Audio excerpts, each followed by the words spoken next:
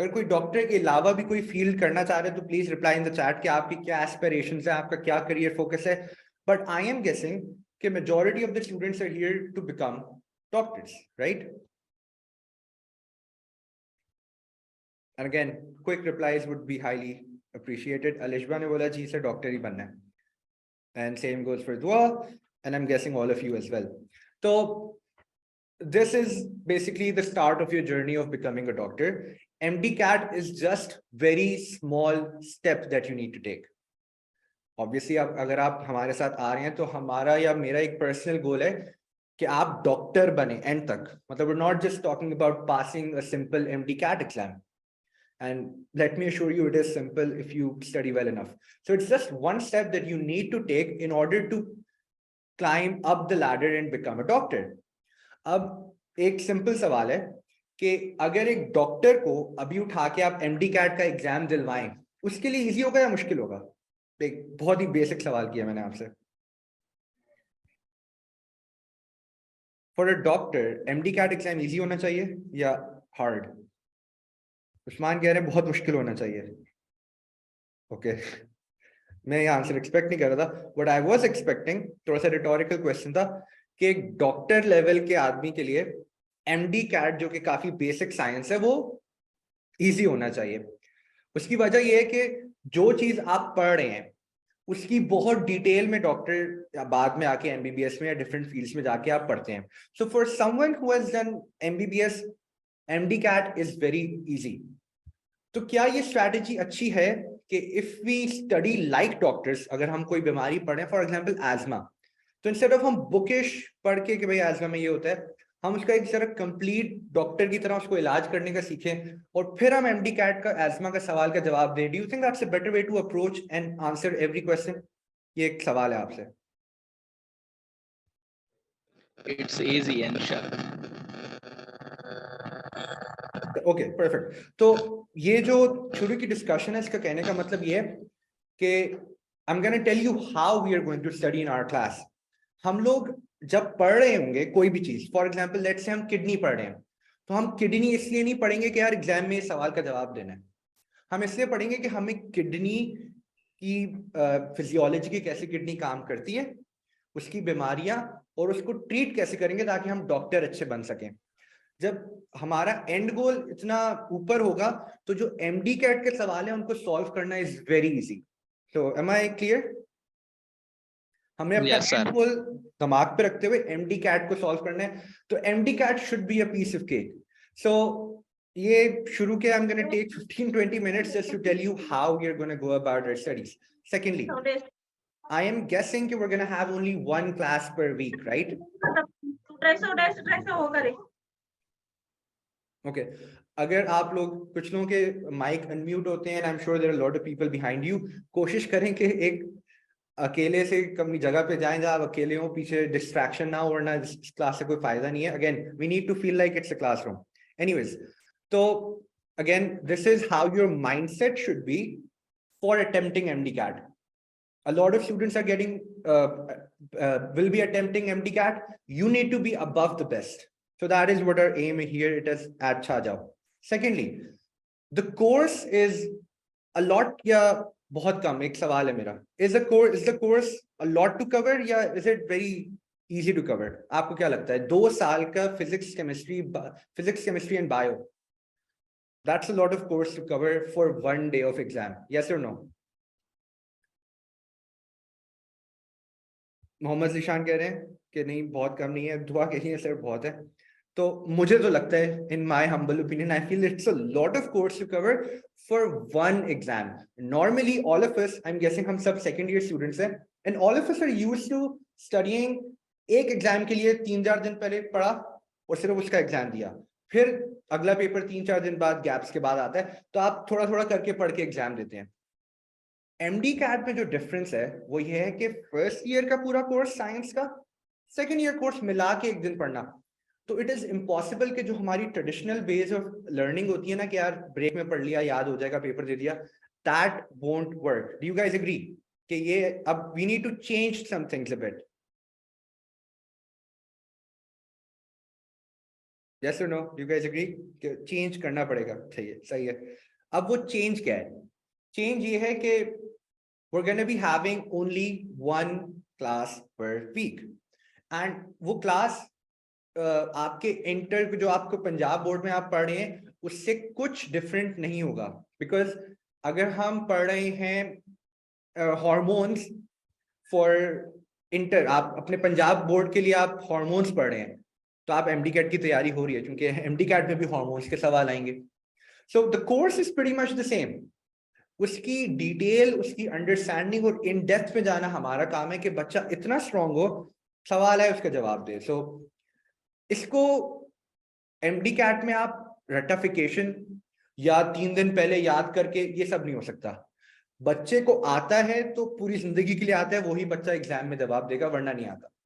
So that is why I am really happy कि आप लोगों ने, जिन लोगों ने ज्वाइन किया, you guys are serious enough to start your preparation way ahead. क्योंकि अभी से आप थोड़ा थोड़ा करेंगे तो जब आप एमडी कैट के दिनों में जाएंगे आप लोग रिलैक्स होंगे और आप लोग सिर्फ रिविजन कर रहे होंगे. So you know, kudos to all of you for joining this class early as possible. Again मैं आपको बता दूं कि जो 2 घंटे की क्लास होगी, जो वीकली होगी, मेरी आपसे गुजारिश है कि क्लास लेने के बाद फौरन, अगर उसके बाद दूसरी क्लास नहीं है, try to memorise all of that stuff उसी वक्त. हम जब आपके दिमाग में कोई नई नई इंफॉर्मेशन आती है, वो समझ भी आ जाए, इट्स लाइक अल्कोहल, वो फौरन एवेपोरेट हो जाएगी एंड कल तक आप सब भूल चुके होंगे. So the best way to counter this is कि जब आप कोई क्लास समझ लें, और जब समझ आ गई है तो कोशिश करें उसी दिन उस नोट्स को याद कर लें, समझ लें. एंड जब नेक्स्ट वीक क्लास होगी आपकी, जो कि आफ्टर 7 days, क्लास से पहले उसको 5-10 मिनट पहले रिवाइज कर लें. अभी के लिए for a couple of months that is more than enough for biology at least. So हानिया तारिक, आपके साथ स्केड्यूल शुरू हो जाएगा. अच्छा, जो सिंध बोर्ड के भी बच्चे हैं, फेडरल बोर्ड के भी बच्चे हैं, ए लेवल्स बोर्ड के भी बच्चे हैं, डजंट मैटर, यहाँ हम बायो पढ़ने आए हैं. Doesn't matter which board you're from, आपका एक कोर्स है जो कि आपको कवर करना है, उसका सवाल का जवाब आएगा. मेरा काम है कि आपको इतना अच्छा बनाएं कि उस सवाल का आप जवाब दे सके. सो किसी भी कोर्स, किसी भी बोर्ड से, इट डजंट रियली मैटर. अल्लाह ताला ने दिल एक ही बनाया है, उसके 4 चेंबर्स ही हैं. फेडरल बोर्ड भी यही पढ़ा रहा है, ए लेवल्स भी यही पढ़ा रहा है. Can I share the schedule? Sure. आपको, you will get all the details, not in the class, after the class. Is that okay? कोई इशू तो नहीं है? आपको सारी चीजें डिटेल में शेयर कर दी जाएंगी. अभी let's focus on biology at least. Okay, so do you guys have any question before I start the class? कोई और चीज अगर आपको कोई सवाल आ रहा है, because this is your first class, कोई सवालात हैं, let's address those issues and then we can start the class. No issue. बाकी सब perfect. अच्छा, तो I'll just briefly introduce myself. My name is Dr. Hadi Hassan and I gave my MCAT in 2013, so that makes me 10 years older than you guys. I got into Dow and I did my MBBS, and now I'm working as a doctor, and I also teach for fun because this is something really enjoyable. Sir, one class. Dua Solangi, I can't comment on that. I mean, please go up. ये जो सवालात हैं ये आप admin से करें, ठीक है? But I don't know, no comments. Okay? अच्छा, चलो मैं लेकिन इसको briefly थोड़ा सा और explain कर देता हूँ. It's really important कि आपका MD CAT से पहले कोर्स कंप्लीट हो. Do you agree? आपका कोर्स कंप्लीशन MD CAT से पहले होनी चाहिए और आपकी प्रिपरेशन फुल होनी चाहिए. अगर वीक में एक क्लास से ज्यादा क्लासेस हो, आप क्या साथ में अपना कॉलेज, कोचिंग या जो भी आप करती हैं मैनेज कर पाएंगी? मोस्ट लाइकली नॉट, क्योंकि एक बायो की भी रखनी है, फिजिक्स की भी रखनी है, केमिस्ट्री की भी रखनी है. Would you be able to manage everything एक साथ? इम्पॉसिबल. तो आपने जल्दी ज्वाइन किया है ताकि आप वीकली क्लास से आहिस्ता आहिस्ता, जब तक आप MD CAT के टाइम तक पहुंचेंगी, आपकी तैयारी आहिस्ता आहिस्ता पता चलते ही खत्म हो जाएगी. Do you understand? So fees structure क्या है, ये क्या नहीं है, you know, that is not something that we are going to be discussing in our class. We are focused on biology. Okay, चले जी. तो I am guessing all of you are second year students. तो क्योंकि ये first class है, this is going to be a class where you guys tell me कि हम क्या पढ़ें, क्योंकि अभी वैसे तो वी हैव अ कोर्स जो कि मैं सर्टेन कोर्स को फॉलो करूंगा, but to indulge you guys I'm gonna make you write topics in the chat box and you guys tell me कि हम सर सेकंड ईयर ये कर रहे हैं और ये चीज हमें समझ नहीं आई। तो भाई हमने we are part of Chhajao and आपने हमें वो चीज पक्की समझानी है। Start of chapter 11 homeostasis. Usman Abbas कह रहे हैं कि सर हम होम्योस्टेसिस आपको समझ नहीं आया सेकंड ईयर में, तो हम होम्योस्टेसिस की डिस्कशन शुरू कर देंगे। परफेक्ट। बाकी सब डज एवरीवन एग्री कि होम्योस्टेसिस का हम एक वो डेवलप करें कॉन्सेप्ट और होम्योस्टेसिस के चैप्टर को लेके चलें आगे? Is everyone with me? क्योंकि फर्स्ट क्लास है, मैं चाहता हूँ ये डेमोक्रेसी हो, सबकी हम कंसेंसस लेके आगे चलेंगे। दुआ ने बोला कि सर इनहेरिटेंस पढ़ाएं, जेनेटिक्स इनहेरिटेंस। ओके, इसको भी मैं समझाता हूँ। Dua and all the people who find genetics difficult, उसकी वजह ये कि एक चैप्टर है डीएनए क्रोमोसोम्स। बेटा वो सबने पढ़ा हुआ है? आई एम गेसिंग सही से नहीं पढ़ा हुआ, या अगर पढ़ा हुआ है तो जब तक डीएनए एंड क्रोमोसोम्स, उसके बाद सेल साइकिल और उसके बाद इनहेरिटेंस, ये तीन अगर आप सीक्वेंस से पढ़ेंगे तो फिर तो मैं डायरेक्ट अगर आपको जेनेटिक्स पढ़ाऊं तो lot of things might not be clear. Do you understand? तो हम जेनेटिक्स कवर करेंगे और एक सीक्वेंस में कवर करेंगे जिसमें हमारी कोई मतलब it be a very easy and fun subject to teach. But I want to start एक ऐसी चीज से जो कि हम बीच से ना पढ़ें, शुरू से करें। संजना कह रही है सपोर्ट एंड मूवमेंट स्टार्ट करें। सो संजना होगा क्या, this is a first demo class for you guys where हम छोटे छोटे टॉपिक्स लेंगे and we are just gonna go through them कि how we are gonna learn them. Support and movement की कोई चीज है जो आपको समझ नहीं है, sure we can study, but I feel like homeostasis एक सबसे फर्स्ट चैप्टर है। होम्योस्टेसिस एक फर्स्ट चैप्टर है जिसमें कॉन्सेप्ट बहुत जरूरी है, तो we can talk about that easily. और क्योंकि आप लोग ये सब पढ़ चुके हैं तो we can have a 2 and 4 discussion. अच्छा, सेकेंडली मेरी पर्सनल ओपिनियन ये है कि हम सेकेंड ईयर से स्टार्ट करें। उसकी वजह ये है कि आप छाजाओ में जब क्लासेस ले रहे होंगे तो आप सेकेंड ईयर के वैसे एग्जाम्स के लिए भी तैयारी कर रहे होंगे, तो वो हैंड इन हैंड चलेगा, दोनों एक दूसरे को फायदा दे रहे होंगे। तो जब आप सेकेंड ईयर के एग्जाम देंगे तो आपको उसमें भी हम फायदा देंगे और आपको इवेंचुअली एमडी कैट में भी फायदा होगा, और उसके बाद फर्स्ट ईयर के भी चैप्टर्स हो जाएंगे। सो डज एवरीवन एग्री कि we should do second year first? Perfect. तो हानिया भी एग्री करती हैं, दुआ भी एग्री करती हैं। First chapter of second year. Usman कोई बात नहीं, that's perfect, you're here, you're going to do great. So all of us, let's just start. I think हमने काफी, I've spent 19 minutes talking to you guys and we've not studied anything, so let's just start. Okay, so we were talking about the term homeostasis. तो मैंने इतनी खूबसूरत writing में एक आपके लिए सामने एक वर्ड लिखा है, और मेरी आप सबसे गुजारिश है, क्योंकि आप सब सेकंड ईयर स्टूडेंट्स हैं और आप ये चैप्टर पढ़ चुके हैं, तो आपने ये पूरा चैप्टर पढ़ने के बाद होम्योस्टेसिस की क्या डेफिनेशन समझी। And I would highly appreciate कि कोई वॉलंटियर करे, माइक ओपन करे और वो बताए कि उसने कितना अच्छा होम्योस्टेसिस, सिर्फ एक कपल ऑफ वर्ड की एक्सप्लेनेशन कि होम्योस्टेसिस का टर्म क्या बता रहा है। तो सिमरती ने एक चैट पे, I am not sure all of you can see the chat, but Simrati ने लिखा है कि it means to maintain the internal environment of the body. Does everyone agree? Usman ने भी जवाब दिया है, to maintain the stress in all over the body when it is unbalanced. Good, so we are getting good responses. Explain, मुझे एक example दें कि body में किस चीज की होम्योस्टेसिस करनी होती है। What do we need to maintain and why?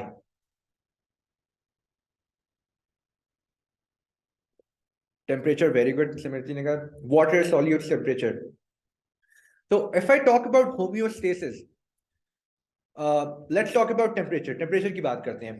I am sure Punjab में it's quite cold, here in Karachi our weather is fine, it's 10-15 के बीच में, so it's comfortable. मेरा बॉडी टेम्परेचर चाहे सर्दियां हो चाहे गर्मियां हो क्या रहता है, या आप लोगों का बॉडी टेम्परेचर क्या वेदर के हिसाब से चेंज रहता है या पूरे साल में कुछ भी वेदर हो सेम रहता है? तो उस्मान ने हमें फ़ारेनहाइट में बताया है कि It remains same and it's 37 degrees Celsius. It remains the same, right? तो उसकी वजह यह है कि आपकी बॉडी को परफेक्टली काम करने के लिए टेम्परेचर को कांस्टेंट रखना है 37, ये इसकी नॉर्मल रेंज है. Do you agree? I am sure all of you agree. इसके साथ साथ अगर मैं ब्लड प्रेशर की बात करूं, ब्लड प्रेशर बॉडी में 120/80 होना चाहिए, ये नॉर्मल रेंज है, ना इससे कम ना इससे ज्यादा. अगर मैं बात करूं ब्लड में पानी कितना होना चाहिए, ना ज्यादा ना कम, एक नॉर्मल रेंज है. If I talk about blood में कैल्शियम कितना होना चाहिए, उस्मान इसको मैं समझाऊंगा आपकी बात को. आप बॉडी में 100 चीजें ले लें, calcium, potassium, magnesium, you've got sodium chloride, you've got water, you've got glucose, you've got temperature. इन सारी चीजों को नॉर्मल वैल्यू में मेंटेन करना बहुत जरूरी है, वरना the body can have severe complications. Does everyone agree? तो हालांकि हम जब कोर्स के लिहाज से चैप्टर पढ़ते हैं तो हम बात करते हैं टेम्परेचर को रेगुलेट करना है, सॉल्ट को रेगुलेट करना है, वाटर को रेगुलेट करना है, इससे ज्यादा बात नहीं होती. आई एम गेसिंग यही बात की जाती है कि भाई temperature regulation is homeostasis, water regulation जिसको ऑस्मो रेगुलेशन कहते हैं, एंड सॉल्ट. लेकिन होम्योस्टेसिस एक बहुत ब्रॉड टर्म है जिसमें आप you talking about literally everything. You talking about glucose, you talking about everything. तो we're going to give a few examples. मैं ग्लूकोज की सबसे पहले एग्जांपल देता हूं. So let me just erase all of this. Okay. Blood glucose level की बात की जाए तो उसकी एक अपर वैल्यू है और एक लोअर वैल्यू है. तो ये मैं कह सकता हूं this is the normal range of blood glucose. Normal range of blood glucose. Does everyone agree कि आपका ब्लड में ग्लूकोज रेंज इसी के रेंज में होना चाहिए? अब इमेजिन करें कि दुआ सोलंकी शादी में गई and she had 15 gulab jamun. दुआ कभी खाए? Do you like gulab jamun? Imagine you had 15. और अगर मैं आपका ब्लड शुगर 2 घंटे बाद चेक करूं तो क्या आएगा, हाई या लो? 15 गुलाब जामुन बाद सब जवाब दें. उस्मान ने कहा हाय, संजना ने कहा hi, Abdul Samad hi, how are you? Okay. Alishba ने कहा हाय. आईफोन यूजर ने एक बड़ा अच्छा जवाब दिया, मुझे बहुत अच्छा लगा, so thumbs up to the iPhone user. Ahmed Mushtaba कह रहे हैं नॉर्मल. सो मैं जाऊंगा अहमद मुश्तबा के जवाब के साथ कि अगर 2 घंटे बाद मैं दुआ का 15 गुलाब जामुन खाने के बाद टेम्परेचर चेक करूंगा, इट विल बी नॉर्मल. क्योंकि बॉडी को नॉर्मल वैल्यू मेंटेन करनी है. तो जो ही ब्लड ग्लूकोज लेवल ज्यादा होता है, इंसुलिन इसको नीचे ले आता है. इंसुलिन का काम होता है उसको नॉर्मल में रखे. यस और नो? 2 घंटे बाद चेंज हो जाएगा. तो जो बॉडी ने नॉर्मल चीज मेंटेन की, इस पूरे प्रोसेस को मैं क्या बोलूं, अगर इस पूरे प्रोसेस को मैं डिफाइन करूं, क्या ये होम्योस्टेसिस हो रहा है कि नहीं? नॉर्मल वैल्यूज को मेंटेन करना. Very good. So this is homeostasis. आगे चलते हैं. अगर आपने 16 घंटे पता नहीं अब कितना घंटे का फास्ट होता है, बट लेट्स से 17 आवर्स का फास्ट है, और अफ्तार से पहले मैं आपका ब्लड ग्लूकोज चेक करूं, बिल्कुल अफ्तार से पहले 17 घंटे से आपने कुछ नहीं खाया, ब्लड ग्लूकोज वैल्यू क्या होनी चाहिए? 17 घंटे फास्टिंग के बाद दुआ ने का कम होनी चाहिए. हानिया कह रही है nearly normal. Alishba low, normal. So we are getting different answers and the answer is कि अगर 17 घंटे के फास्ट के बाद ग्लूकोज लेवल एक नॉर्मल इंसान में चेक किया जाए तो उसका ब्लड ग्लूकोज लेवल नॉर्मल ही आएगा, चाहे उसने 17 घंटे से खाया हो या नहीं. क्योंकि जब आपका ब्लड ग्लूकोज लेवल नीचे की तरफ जाता है, ड्रॉ करते हैं इसे, ब्लड ग्लूकोज लेवल नॉर्मल से नीचे होता है तो आपकी बॉडी में एक हार्मोन होता है ग्लूकागोन, और वो उसको वापस नॉर्मल रेंज में मेंटेन रखता है. यस और नो? ग्लूकागोन आपकी बॉडी में उस वक्त रिलीज होता है जब आपका ब्लड ग्लूकोज लेवल नॉर्मल से नीचे आता है. तो आप फास्टिंग के, एक नॉर्मल इंसान में फास्टिंग के बाद ब्लड ग्लूकोज चेक करें या बहुत खाने के बाद 2 घंटे बाद भी ब्लड ग्लूकोज चेक करें, the blood glucose will remain normal. Isn't I find that amazing कि हम बगैर सोचे समझे कुछ भी खा ले, अल्लाह ताला ने एक ऐसा सिस्टम बनाया हुआ है कि वो चेक एंड बैलेंस रखता है. Does everyone agree? ये एग्जांपल समझ आ रही है सबको कि नहीं? प्लीज जल्दी से रिस्पॉन्ड करें। ये कॉन्सेप्ट जिसमें हर चीज को उसकी नॉर्मल रेंज में रखें, इसको हम बोलते हैं homeostasis. But in order to clarify it even more, we are gonna go one step above और थोड़ा सा और समझते हैं।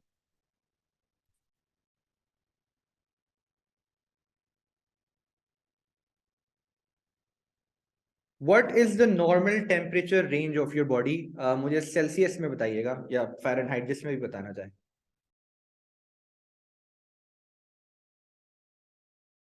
37 के करीब आपकी नॉर्मल रेंज है। मैं एग्जैक्ट 37 नहीं बोलूंगा, मैं बोलूंगा 37 के करीब आपकी एक नॉर्मल रेंज है टेम्परेचर की। 37.5 हो गया ज्यादा से ज्यादा, या 36.5 हो गया कम से कम। Do you agree all of you? 37 degree centigrade. Fahrenheit में 98। सब एग्री करते हैं? अब दुआ, हम दुआ नहीं लेते, अब लेते हैं उस्मान अब्बास। उस्मान अब्बास को हम लेते हैं, और बहुत सर्दी है, उस्मान अब्बास को हम मरी का एक ट्रिप स्पॉन्सर करते हैं। वी टेक उस्मान टू मरी, एंड हम उस्मान को जैकेट वगैरह कुछ नहीं देते और मरी में खड़े कर देते हैं 15 मिनट के लिए बर्फ में। और फिर उस्मान का मैं इंटरनल बॉडी टेम्परेचर थर्मोमीटर से बर्फ में 15 मिनट खड़े होने के बाद लूं तो क्या आना चाहिए? सेम नहीं, सेम की वैल्यू बताएं। नॉर्मल, नॉर्मल बॉडी टेम्परेचर आएगा। यस, क्योंकि बॉडी कहेगी भाई चेंज ना होने दो। Very good, very good. तो उस्मान शिवर करेगा, बॉडी में हीट प्रोड्यूस होगी ताकि उसकी बॉडी नॉर्मल टेम्परेचर मेंटेन करे। सब एग्री करते हैं? अच्छा, फिर हमने उस्मान को कहा कि यार उस्मान मरी के मजे ले लिए, कराची चलते हैं। कराची में गर्मी हो रही है, धूप में खड़ा कर दिया। कराची में हमने उसको धूप में खड़ा किया तो क्या होगा मुझे बताएं। मतलब बहुत ही हार्श धूप में खड़ा कर दिया आधे घंटे के लिए, टेम्परेचर क्या होगा? थानिया ने जवाब दिया फिर भी नॉर्मल आएगा।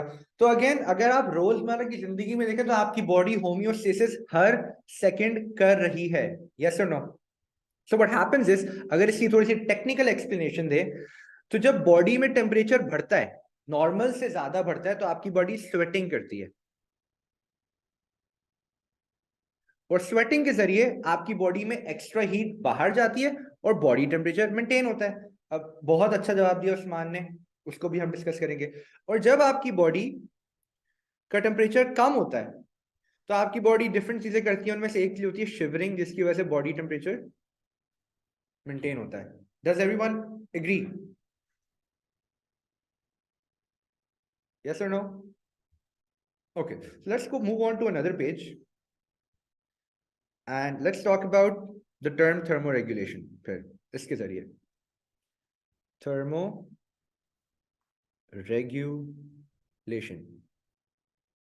जब आपकी बॉडी में टेम्परेचर का होमियोस्टेसिस हो, इसको बोलते हैं thermoregulation. Does everyone agree with this term? And another thing I would like to add before I continue the lecture, a student who has good grasp of the language English will be able to understand bio बहुत आराम से, क्योंकि biology सिर्फ technical terminology का game है। Thermo का मतलब होता है हीट, रेगुलेशन का मतलब है मेंटेन करना। तो जब आप बॉडी का हीट या टेम्परेचर मेंटेन करते हैं उसको बोलते हैं थर्मो रेगुलेशन। तो पूरी बायोलॉजी इज जस्ट वर्ड का मतलब, उसी में सारा आंसर होता है। So you know, if you have good grasp of English, आपके लिए बहुत आसान है। हम बात करते हैं इंसान की हाईएस्ट, क्योंकि the most complex organism to study is human. तो we can, yes Usman, I agree, bio is very easy as compare to physics. मैं पर्सनली इस बात से एग्री करता हूँ। वैसे मुझे कहना नहीं चाहिए, आपको तीनों सब्जेक्ट्स इक्वली आने चाहिए, but as a biology teacher and a doctor I agree. Anyways, thermoregulation की बात करें तो लेट्स टॉक अबाउट हमारी बॉडी क्या करती है इन समर्स। पहले तो मुझे हाजिरा, रिजवान, सब लोग, a lot of students are saying कि physics is difficult and it shouldn't be। जब आप छाजाओं की क्लासेस लेंगे तो क्लासेस ले लीजिएगा फिजिक्स की, आसान हो जाएगी, ठीक है? ओके, आगे चलते हैं। तो गर्मियों में, जस्ट इमेजिन कि आप अभी गर्मियों में, and just tell me what are the changes that occur in your body. Physiological changes की बात करते हैं, आपकी बॉडी कैसे डिफरेंटली रिएक्ट करती है। उस्मान ने कहा सर स्वेटिंग होगी, परफेक्ट। सिमेट्री कहनी है स्वेटिंग होगी। तो मुझे पता है अगर आपकी बॉडी का टेम्परेचर है, ये मैं कोशिश कर रहा हूं एक इंसान बनाने की, सो जस्ट इमेजिन करें कि बहुत अच्छी डायग्राम है। तो ये एक इंसान है जिसका बॉडी टेम्परेचर 37 होना चाहिए, ठीक है, और बाहर जो एनवायरनमेंट का टेम्परेचर है वो है 45 डिग्री। हीट कहां ज्यादा है, एनवायरनमेंट में या बॉडी के अंदर? Where is heat more? Environment में. परफेक्ट। तो अगर किसी को डिफ्यूजन की डेफिनेशन आती है, what is diffusion? Movement of molecules from higher concentration to lower concentration, agree? तो अगर एनवायरनमेंट में हीट ज्यादा है वो आपकी बॉडी के अंदर जाने की कोशिश करेगी क्योंकि बॉडी में हीट कम है। Do you agree all of you?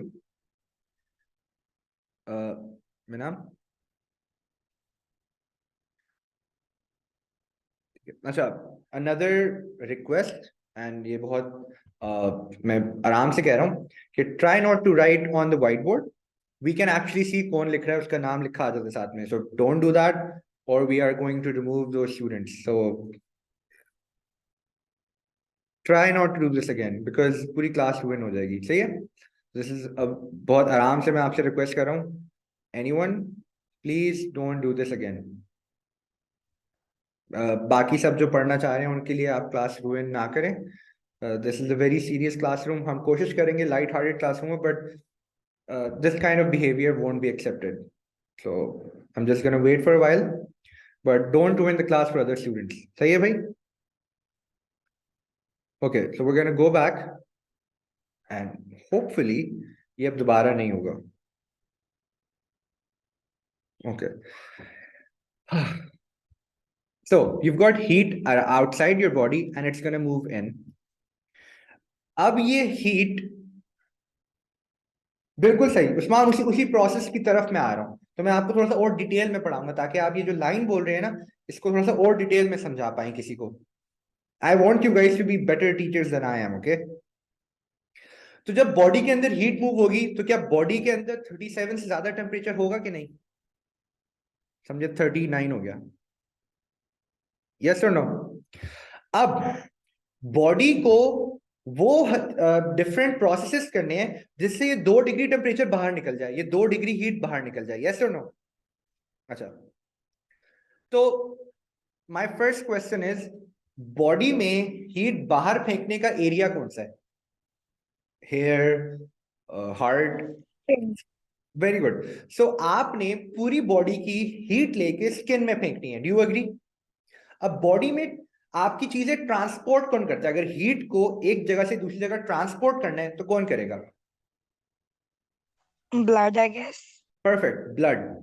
तो क्या गर्मियों में लोग लाल हो जाते हैं कंपैरेटिवली सर्दियों के मुकाबले में? कॉमन सेंस इस्तेमाल करते हैं। डू पीपल गेट रेड जब बहुत गर्मी होती है सर्दियों के Yes. मुकाबले? सर्दियों में लोगों की स्किन वाइट हो जाती है, उसकी वजह ये है, अब अगेन थोड़ा सा कॉमन सेंस इस्तेमाल करें, हीट को बॉडी से बाहर फेंकना है, हीट आपकी स्किन तक पहुंचानी है, कौन लेके जाएगा हीट को स्किन में? ब्लड। Blood. तो बॉडी क्या करती है, ज्यादा से ज्यादा ब्लड फ्लो स्किन का बढ़ा देती है। कैसे बढ़ाती है? हाँ, नहीं, उसकी वजह अलग है, उसकी वजह अलग है, अभी हम थर्मोरेगुलेशन की बात कर रहे हैं। बॉडी में गर्मियों में ब्लड फ्लो स्किन का क्यों बढ़ जाता है ज्यादा? ताकि हीट को स्किन के जरिए बाहर फेंका जाए। Everyone agree? अब ये होता कैसे, आइए इसके बारे में बात करते हैं। So imagine if this is my tissue, this is my skin, और ये है ब्लड वेसल, और अभी इस ब्लड वेसल की वजह से हर सेकंड 2 ml ब्लड आ रहा है। हर सेकंड कितना ब्लड आ रहा है? 2 ml। अगर मुझे ज्यादा ब्लड देना है तो क्या मैं ब्लड वेसल का वॉल्यूम बढ़ा दूं, साइज बढ़ा दूं? तो जब ब्लड वेसल का जो लूमेन बढ़ जाता है इतनी बड़ा हो जाएगा। इस प्रोसेस को Vasodilation. बोलते हैं, इस प्रोसेस को बोलते हैं वेजो डायलेशन। परफेक्ट। तो जब ब्लड ज्यादा से ज्यादा आएगा तो हीट भी ज्यादा से ज्यादा आएगी। तो ये आपने हीट स्किन तक पहुंचा दी, हीट बाहर कैसे निकालें? How do we get rid of the heat? अभी तो स्किन में, अभी भी बॉडी के अंदर ही है। तो स्किन के अंदर एक ग्लैंड होता है, ग्लैंड का नाम क्या है? कोई गेस करेगा? Very easy to understand. Sweat glands होते हैं, gland. Sweat glands. और स्वेट ग्लैंड क्या करेंगे? आपकी बॉडी में स्किन के ऊपर स्वेट प्रोड्यूस करेंगे। यस और नो? सब एग्री करते हैं? क्या हीट निकली अभी के नहीं? अभी तक हीट निकली है कि नहीं? द आंसर इज नो, अभी भी हीट नहीं निकली। हीट बॉडी के अंदर ही है। So how do we get rid of heat? अब बताएं, अब थोड़ा सा कॉन्सेप्ट डेवलप करते हैं। How do we get rid of heat? होता क्या है, वाटर मॉलिक्यूल्स के बीच में बॉन्ड्स होते हैं, इनको हम हाइड्रोजन बॉन्ड कहते हैं। एक वाटर मॉलिक्यूल दूसरे वाटर मॉलिक्यूल से हाइड्रोजन बॉन्ड से अटैच है। यस और नो? अगर वाटर जो कि लिक्विड फॉर्म में है, उसको गैस फॉर्म में कन्वर्ट करना है, जिस प्रोसेस को बोलते हैं एवापोरेशन, बॉन्ड तोड़ने पड़ेंगे। हरमियान, इसका मैं जवाब दे दूंगा, पहले मुझे मेरे उसका बताएं कि जो आपकी स्किन में पानी, जब स्वेट जमा हो गया है, पानी जो है, उनके बीच में हाइड्रोजन बॉन्ड्स हैं कि नहीं? और ये मैं हाइड्रोजन बॉन्ड को आपके लिए लेबल भी कर देता हूं। तो दिस इज हाइड्रोजन बॉन्ड। तो अगर ये हाइड्रोजन बॉन्ड टूट जाए तो ये पानी वाटर वेपर्स में कन्वर्ट हो जाएगा, गैस में, जिसको बोलते हैं एवापोरेशन। इस हाइड्रोजन बॉन्ड को तोड़ने के लिए एनर्जी चाहिए। कहां से आएगी वो एनर्जी? उस्मान ने परफेक्ट जवाब दिया। Usman, amazing response from you, very good. लेकिन बाकी बच्चे भी जवाब देंगे, हाइड्रोजन बॉन्ड तोड़ने के लिए कहां से एनर्जी लें? जो हीट जो हीट ये ब्लड वेसल में आ रही है, इसको मैं ड्रॉ करता हूं थोड़ा सा थिक। ब्लड में हीट थी कि नहीं? ये येलो से मैं हीट बना रहा हूं, नहीं नहीं, ब्लड में ये हीट थी कि नहीं? ब्लड, आप सब ने बोला था कि सर ब्लड स्किन पे हीट लेके आएगी। यस और नो? एटीपी छोड़ें, ये जो बॉडी हीट ब्लड लेके आई है स्किन पे, डू यू गाइस एग्री कि ये ब्लड के अंदर बहुत सारी हीट है? मुझे जल्दी से रिस्पॉन्स चाहिए। तो ये जो बॉन्ड है, ये ब्लड के अंदर जो हीट है वो यूज होगा ताकि ये सारे हाइड्रोजन बॉन्ड टूट जाएं। अब जब हाइड्रोजन बॉन्ड टूट जाएंगे तो ये वाटर किस में कन्वर्ट हो जाएगा? जो स्वेट है आपकी स्किन पे, जब वो ब्लड से हीट ले लेगा तो वो गैस में कन्वर्ट हो जाएगा, water vapours. Do you agree? Usman ने और भी ऐड कर दिया। तो बॉडी से हीट कम हुई कि नहीं हुई? जब आपकी स्किन की स्वेट एवेपोरेट हुई हीट लेके, तो बॉडी की हीट कम हुई। तो इसीलिए जब आप लोग पढ़ते हैं, मैं उस्मान की बात को रिपीट करूंगा। उस्मान ने बहुत अच्छी बात बोली है इधर कि sir, evaporation is a cooling process, body को ठंडा करता है। तो बच्चे बोलते हैं कि सर स्वेट करने से बॉडी टेम्परेचर गिरता है। मैं कहता हूँ ये कंप्लीट जवाब नहीं है। हम सेकंड ईयर के बायो स्टूडेंट्स हैं जो कि डॉक्टर बनने जा रहे हैं। तो कंप्लीट जवाब ये होगा, स्वेटिंग की वजह से वो स्वेट जब एवेपोरेट होता है तो बॉडी ठंडी होती है। Do you agree with the sentence? मेरे सेंटेंस को अगर स्ट्रक्चर देखें, क्या एक कंप्लीट जवाब है कि नहीं? स्वेटिंग की वजह से वो जो स्वेट आपकी बॉडी से एवेपोरेट होता है, वो हीट लेके एवेपोरेट होता है, जिसकी वजह से बॉडी ठंडी हो जाती है। अच्छा, ये मैं कर देता हूँ, late me just change this. ये अच्छी सजेशन है वैसे। ओके, सो एवरीवन, ओके, मैं बताता हूँ, मैंने अभी चैट बॉक्स में कुछ चेंज किया है। नॉर्मली अभी जब तक आप जो चैट पे लिख रहे थे वो सिर्फ मुझे दिख रहा था। आई वांट के जो बाकी सब बच्चों की भी जवाब है, बाकी सब भी देख रहे हो, ताकि सब क्लासरूम में इन्वॉल्व हो। सो मैंने ये कर दिया है। दुआ का सवाल है सर, बट जब स्वेटिंग होती है तब हम फैन के नीचे बैठते हैं, तभी बॉडी ठंडी होती है, क्योंकि वो स्वेट एवेपोरेट हो रहा होता है। अगर आप हवा चलने से एवेपोरेशन का प्रोसेस बढ़ जाता है। ये अब इसकी फिजिक्स ये फिजिक्स के टीचर आपको ज्यादा डिटेल में पढ़ाएंगे, बट स्वेटिंग की वजह से अगर आप एयर ज्यादा मूव करेगी तो ज्यादा बॉडी आपका स्वेट एवेपोरेट करेगा। बट ये कॉन्सेप्ट समझ आ रहा है कि नहीं, कि हीट निकली कैसे बॉडी से? सबको समझ आ गया? ओके, सो अगर मैं इस लेक्चर को थोड़ा सा रिवाइज करूं, तो आई वुड से कि इन समर्स जब पूरे एनवायरनमेंट से हीट अंदर आ रही होती है, तो आपकी स्किन ब्लड वेसल्स वेजोडाइलेट, और उसकी, yes Usman, perfect answer, thank you. Again एक और आपसे गुजारिश है कि जो चैट पे बच्चे रिप्लाई कर रहे हैं ना, वो अपना टू एवरीवन कर दें। चैट लिखने के जहां होता है उस पर everyone, so that when people are answering question तो सब इन्वॉल्व हो, सिर्फ मेरी और स्टूडेंट की बात ना हो, बाकी हम सब की एक साथ बात हो रही हो। तो Usman, Sindhu, a lot of students are interacting very well in the class and I highly appreciate that. But आप अपने अगर चैट को टू एवरीवन कर दें ताकि हम सब एक साथ पेज पे हो। Can you guys do that? और जब कर ले तो मुझे थम्स अप दे दें। Thank you Poyo Oil, very nice name. I'm guessing a lot of you watch TikTok. Thank you everyone. Thank you. I appreciate it. आपका response बहुत अच्छा है. I'm really enjoying this class. Anyways, तो आपने summers में आपकी skin में blood vessels वेजोडाइलेट हो गई ताकि ज्यादा से ज्यादा खून आए हीट लेके स्किन पे, और फिर स्किन स्वेट ग्लैंड्स जो होंगे, sweat glands produce sweat, and third thing is कि आपका स्वेट इवेपोरेट होता है जिसकी वजह से बॉडी कूल करती है। क्या ये स्टेप बाय स्टेप प्रोसेस समझ आ रहा है सबको?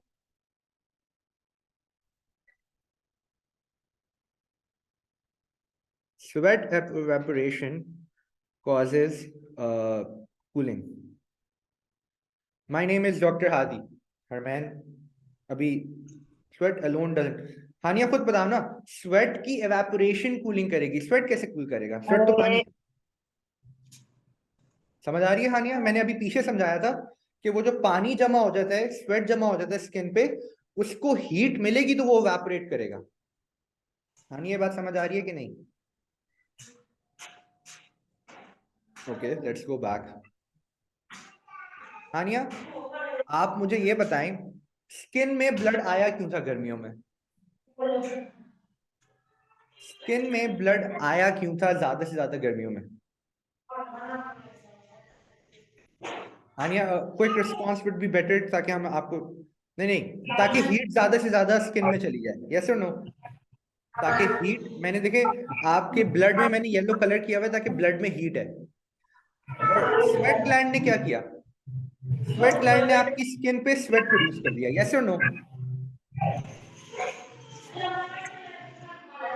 अच्छा, अब जो लिक्विड मॉलिक्यूल्स होते हैं वो एक दूसरे के करीब होते हैं, और गैस मॉलिक्यूल्स एक दूसरे से दूर होते हैं। यस और no?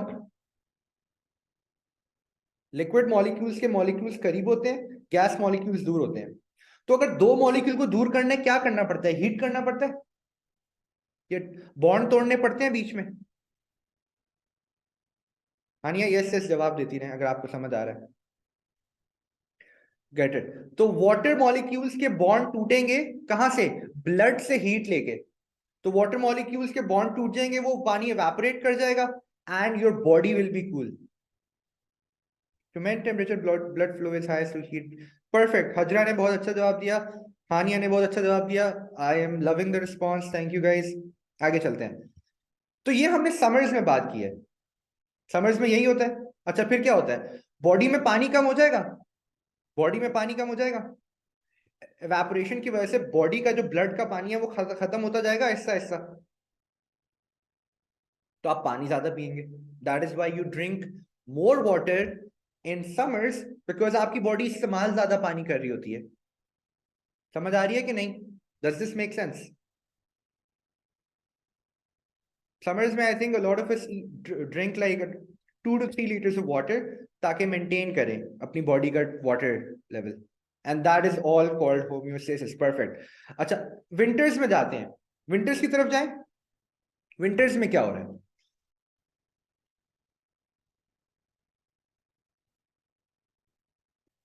What is happening in winters? Body दोबारा एक इंसान बनाने की कोशिश करते हैं, नाकाम होगी, लेकिन this is a human body.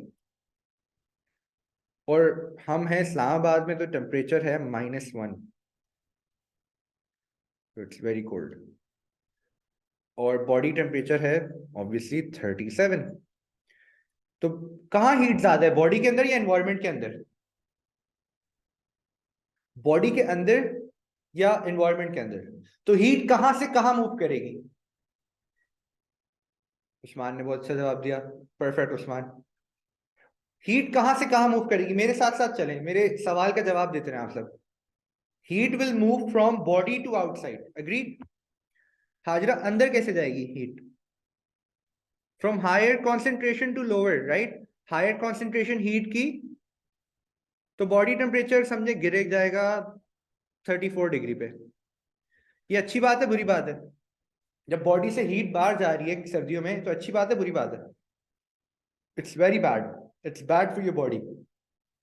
क्या होगा? आपकी बॉडी शिवरिंग स्टार्ट करेगी, पहली बात।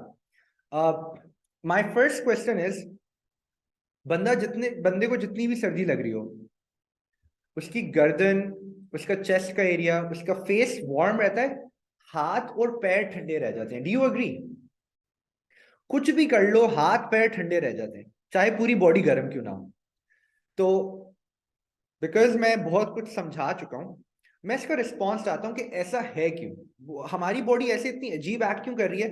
कुछ हिस्सा ठंडा है, कुछ ठंडे का मतलब है हाथ और पैर ठंडे हैं, लेकिन चेस्ट, गर्दन, सर गर्म है।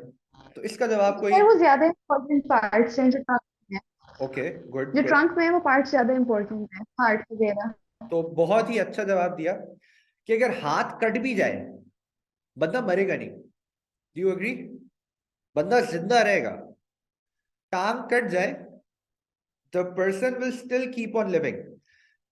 तो आपकी जिंदा रहने के लिए, सिर्फ जिंदा रहने के लिए, ब्रेन, हार्ट, लंग्स ज्यादा इंपॉर्टेंट है या हाथ पैर? इसका आंसर दें। Hand and feet are more Lungs and heart.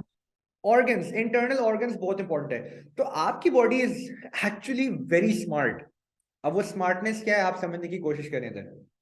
आपकी बॉडी कहती है भाई बॉडी में हीट की कमी है, यस और नो?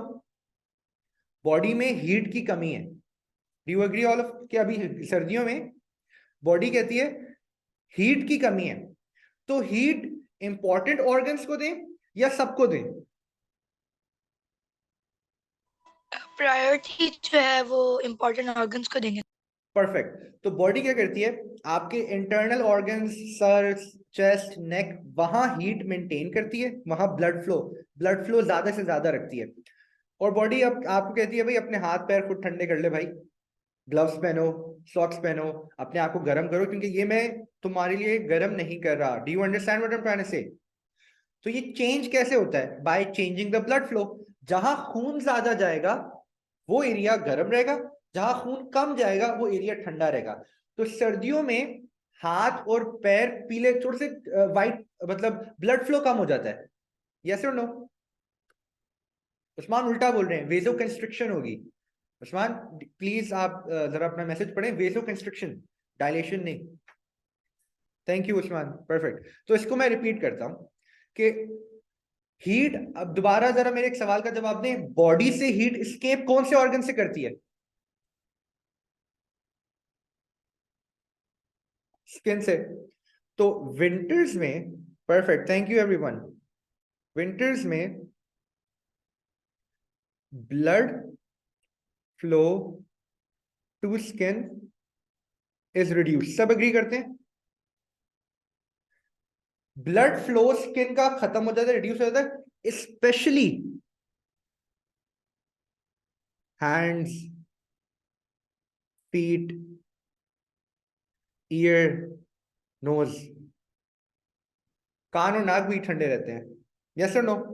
तो बॉडी कहती है भाई इनको खुद गर्म करो, मैं तुम्हारे दिल को जिंदा रखूंगी, ब्रेन को जिंदा रखूंगी। अब ये कैसे कम, ब्लड फ्लो कैसे कम होता है? कैसे ब्लड फ्लो कम करेंगे? जहां ब्लड कम देना है वहां की ब्लड वेसल की, सब एग्री करते हैं? Does everyone agree with that?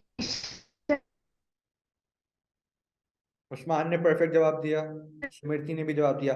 सब मेरे साथ हैं और all of us on the same page? Contract हो जाएंगी दुआ ने भी। अगर मैं इसको ड्रॉ करूं तो ये नॉर्मल ब्लड वेसल है, ये नॉर्मल ब्लड वेसल है। ये क्या है? ए का जवाब दें और बी का जवाब दें।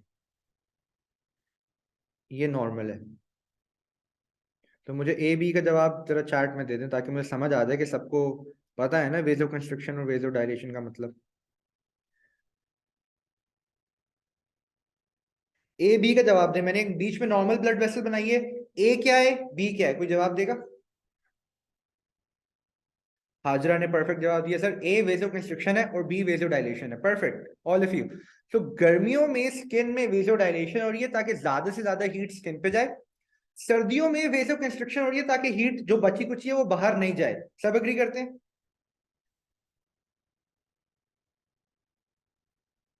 यस, ये ऑटोनॉमिक, ये खुद ऑटोमेटिकली होता है, ऑटोनॉमिक नर्वस सिस्टम कराता है। Yes, very good Usman. अच्छा, अब इससे आगे चलते हैं। ये तो हीट बाहर निकालने से रोकने का तरीका है। सर्दियों में और क्या होता है? एक और चीज होती है, वो होता है कि आपके बिफोर शिवरिंग, शिवरिंग से पहले चलते हैं। तो क्या सर्दियों में your hairs on your body stand up? Body hair stand up, जिसको बॉडी हेयर इरेक्शन भी कहते हैं। यस और नो? परफेक्ट। होता क्या है, वो एयर को ट्रैप कर देता है कारपेट की तरह ताकि एयर हीट बाहर ना निकले। सब एग्री करते हैं? सर्दियों में कभी कभी your the body hair stands up ताकि एक कारपेट बन जाए और हीट बाहर निकल ना पाए, ट्रैप हो जाए। Double double protection, double protection हो गई। ब्लड हीट भी नहीं लेके आ रहा और जो हीट आ भी रही है वो भी बाहर नहीं जा रही। डबल प्रोटेक्शन हो गई कि नहीं? Does everyone agree?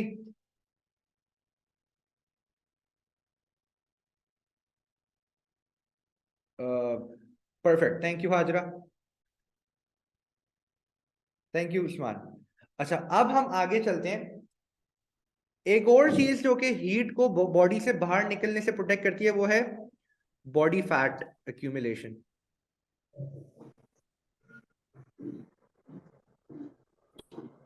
ऑब्वियसली, क्या fat good conductor of heat है कि नहीं? उस्मान, यस आपने बोला था। Is body fat a good conductor of heat और बैड? उस्मान कह रहे हैं बहुत अच्छा कंडक्टर है, स्मृति कह रही है बैड। हाँ भाई, physics, physics students, is fat a good conductor of heat? It's bad. तो अगर आपकी बॉडी में फैट है तो इंटरनल हीट बाहर नहीं जा पाएगी। यस और नो? अगर आपकी बॉडी में फैट की कवरेज है तो अंदर की हीट बाहर नहीं जा पाएगी क्योंकि बैड कंडक्टर है। Do you agree? ठीक है। ये जो तीनों मैकेनिज्म थे इनको बोलते हैं नॉन शिवरिंग मैकेनिज्म। शिवरिंग के बगैर बॉडी को गर्म करना, नॉन शिवरिंग मैकेनिज्म है ये। अच्छा, कोई मुझे बताएगा what is shivering? What is shivering? अब हम ये तीनों के आगे चलते हैं। I hope all of you have written down. आप मेरे साथ साथ लिख रहे हैं, नोट्स बना रहे हैं कि नहीं? Dua, perfect translation of the word shivering, perfect. कांपना, शिवरिंग से क्या होता है? शिवरिंग से फायदा क्या है? What is shivering?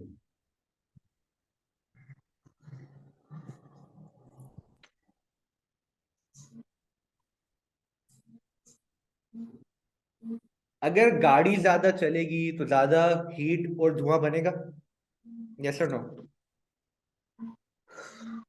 इसी तरह आपके बॉडी के मसल्स बार बार contract relax contract relax contract relax करेंगे तो हीट बनेगी, यस और नो? तो वेरी इजी टू अंडरस्टैंड। आपकी बॉडी में जब उसको सर्दी लगती है तो वो शिवरिंग के जरिए कोशिश करती है कि एक्स्ट्रा हीट जनरेट करे। समझ आ रही है कि नहीं? So this is how shivering helps you to maintain body temperature. Perfect. आखिरी चीज, हमने नॉन शिवरिंग तरीका भी पढ़ लिया गर्म करने का, हमने शिवरिंग वाला तरीका भी पढ़ लिया। आखिरी कोई हार्मोनल तरीका बताएगा, हार्मोन के जरिए कैसे हम हीट को ज्यादा कर सकते हैं? कोई ऐसा हार्मोन जो कि हेल्प करेगा बॉडी में हीट थोड़ी सी ज्यादा बढ़ने में? Very good Smriti, and iPhone का जवाब बड़ा अच्छा था।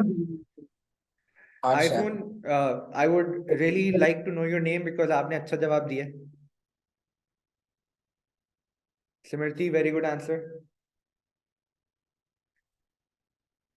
आईफोन फीमेल है मेल है ये ना हो मैं गलत जेंडर दे दूं, तो भाई इसलिए कह रहा हूँ नाम बता दें आप।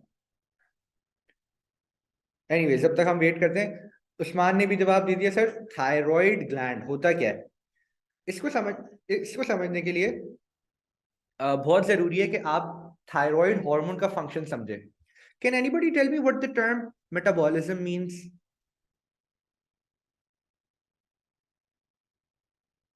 मेटाबॉलिज्म का मतलब क्या है?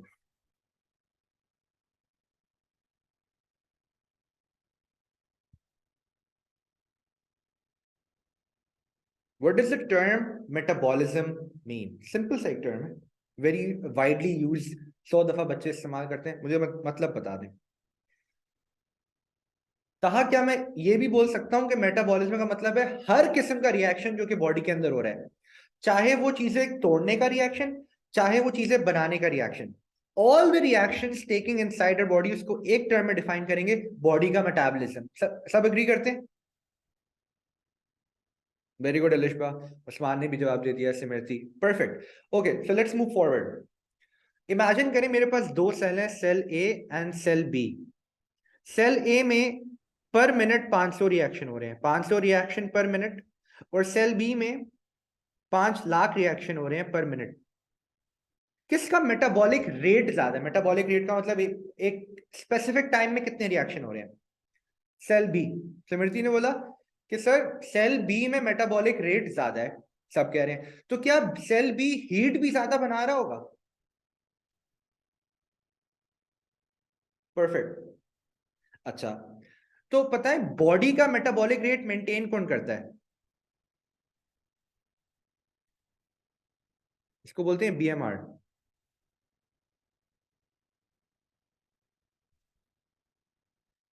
बॉडी का मेटाबॉलिक रेट मेंटेन करने का फंक्शन है थायरोक्सिन हार्मोन का। ये आप लोगों ने होपफुली, आई एम होपिंग कि आप लोगों ने पढ़ा होगा थायरोक्सिन हार्मोन। तो थायरोक्सिन हार्मोन का जो सबसे इंपॉर्टेंट फंक्शन है वो ये है कि मेटाबॉलिक रेट मेंटेन करे। सबको पता है बात? नहीं पता तो लिख लें कि थायरोक्सिन का 3 फंक्शंस में से एक फंक्शन है बेसल मेटाबॉलिक रेट मेंटेन करें। सब एग्री करते हैं इस बात से?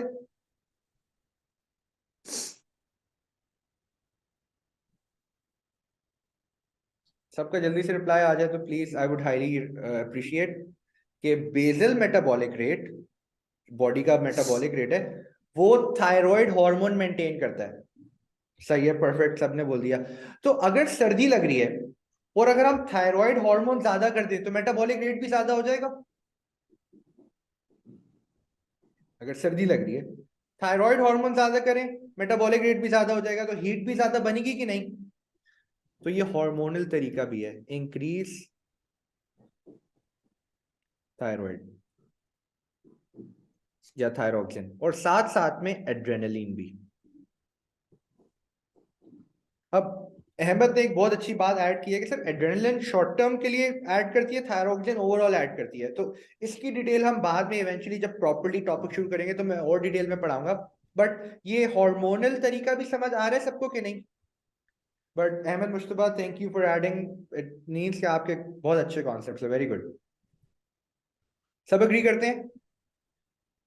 अच्छा, अब हमने काफी टाइम लिया है सर्दियों का पढ़ने में, गर्मियों का पढ़ने में हमने, और एक चीज को, कोई बात नहीं उस्मान, हम सब पढ़ेंगे, we're gonna study everything, so आप भूल भी गए कोई बात नहीं, बट आपका रिस्पॉन्स बहुत अच्छा था, so you seem like a good student। एक second, just give me a moment, किसी का माइक खुल गया, so I'm just gonna mute all of you। अच्छा, कोई बच्चा वैसे म्यूट कर देते हैं, बिकॉज आई डोंट थिंक आप लोग इतना वो यूज कर रहे हैं माइक, तो चैट पे ही बात कर लेते हैं अभी। कैन आई मूव फॉरवर्ड, थोड़ा सा आगे चलें, इस कॉन्सेप्ट को और थोड़ा सा डिटेल में पढ़ें।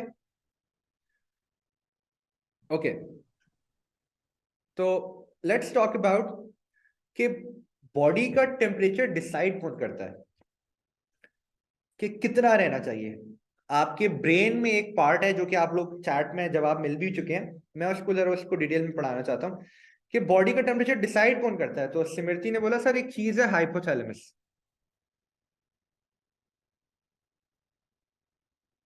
तो I am, just give me 1 second, I am gonna ask someone to give me a AC का रिमोट, मुझे हाथ में दे दें, thank you so much. So I have with me AC का रिमोट। इसको क्या कहते हैं, क्या इसको हम थर्मोस्टैट कह सकते हैं? एसी का thermostat, can I call this a thermostat? And if I से कि थर्मोस्टैट के वर्ड को एक्सप्लेन करें, क्या मतलब है? थर्मोस्टैट के टर्म को एक्सप्लेन करें, क्या मतलब है? सर, तो कंडीशन को जिससे हम चेंज कर सकते हैं। क्या मैं थर्मोस्टैट को ये बोल सकता हूँ, थर्मो का मतलब हीट, स्टैट का मतलब एक एक एक रखना, स्टैट, इसको एक सेट सेट कर देना, यस और नो? तो जो चीज जिस चीज का टेम्परेचर सेट करती है, कोई भी चीज हो, वो थर्मोस्टैट कहलाती है। तो मैं टर्मिनोलॉजी समझाना चाह रहा हूँ, does everyone agree? Thermostat means वो चीज जो किसी चीज का टेम्परेचर को सेट कर दे। इसके जरिए हम किसका टेम्परेचर सेट करते हैं? ये I don't know if you guys can see this remote, I have a remote in my hand AC का। इसके जरिए हम किसका टेम्परेचर सेट करते हैं? सर, एसी का। Room temperature. परफेक्ट। तो उस्मान ने बोला जिस तरह जिस तरह इस एसी का आप टेम्परेचर सेट करते हैं, इसी तरह आपकी बॉडी का टेम्परेचर सेट कौन कर रहा है? हाइपोथैलेमस। तो नॉर्मल कंडीशन में, अब हम जाते हैं नॉर्मल कंडीशन, अब थोड़ा सा it might get tricky for a bit of you, तो मैं बहुत स्लो जा रहा हूं क्योंकि फर्स्ट क्लास है, बट आपका जो नॉर्मल कंडीशन में हाइपोथैलेमस में क्या टेम्परेचर सेट हुआ होता है? नॉर्मल कंडीशन में क्या टेम्परेचर सेट हुआ होता है? 37। अच्छा, परफेक्ट। तो मुझे कोई जवाब देगा कि अगर टेम्परेचर 37 से ज्यादा हो जाए तो क्या होती है, और जब टेम्परेचर कम हो जाए तो क्या होता है? इसको रिपीट करें।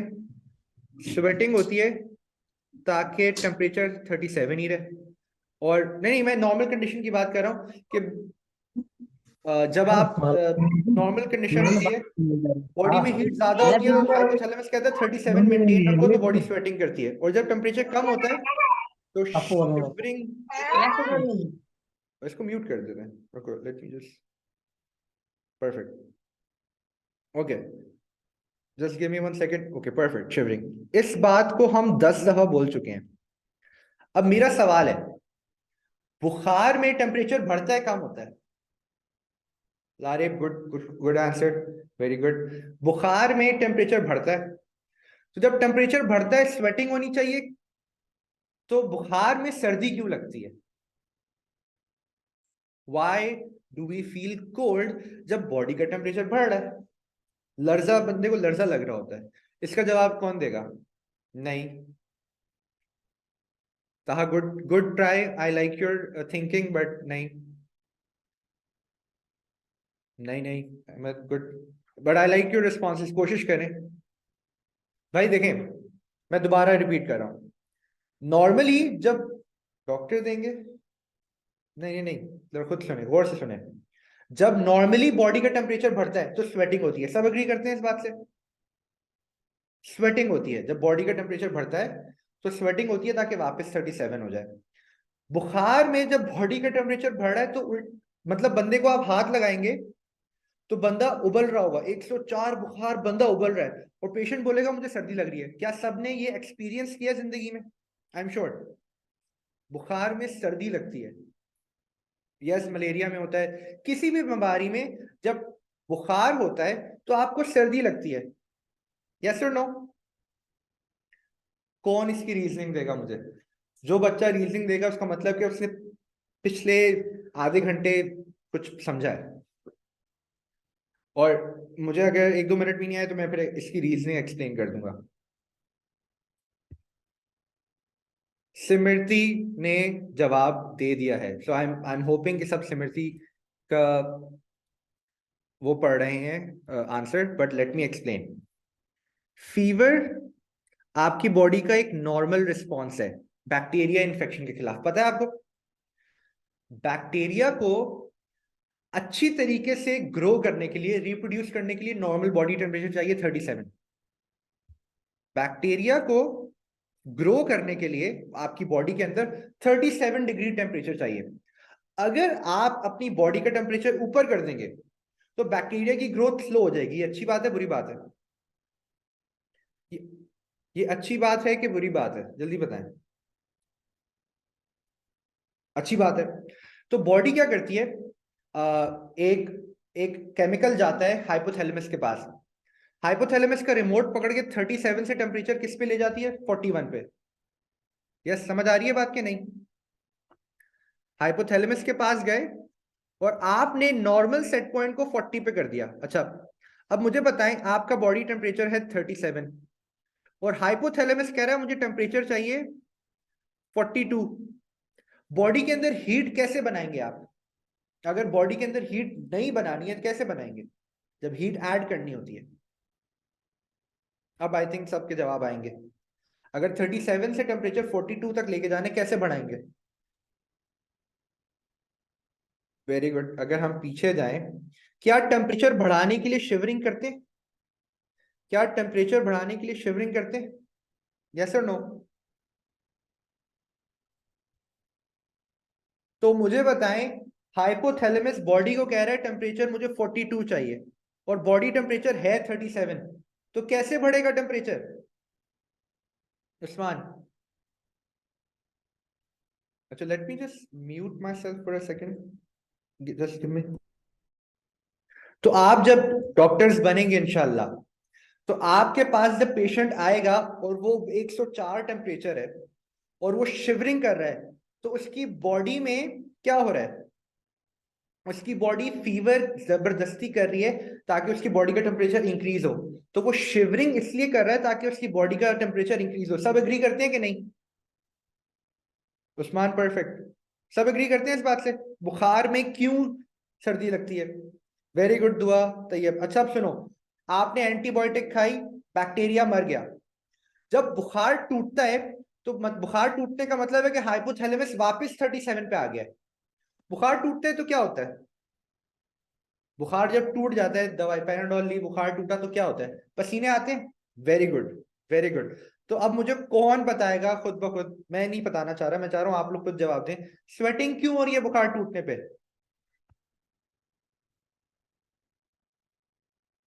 अगर माइक खोल के देना चाहते हैं, वैसे कोशिश करें टाइप करके दे दें।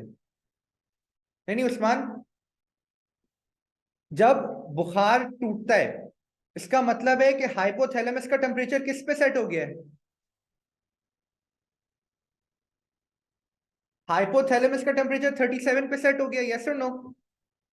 जब बुखार टूट गया है, बुखार टूटने का मतलब है सेट पॉइंट 37 पे सेट हो गया है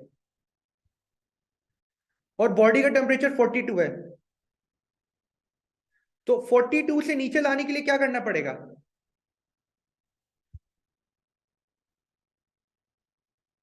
स्वेटिंग। तो अभी इसको मैं समराइज करूंगा, then we are gonna have a namaz break. सो मैं जल्दी से समराइज कर दूं इसको। Give me, can I have 2 minutes and summarise all of this? Just listen to me very carefully.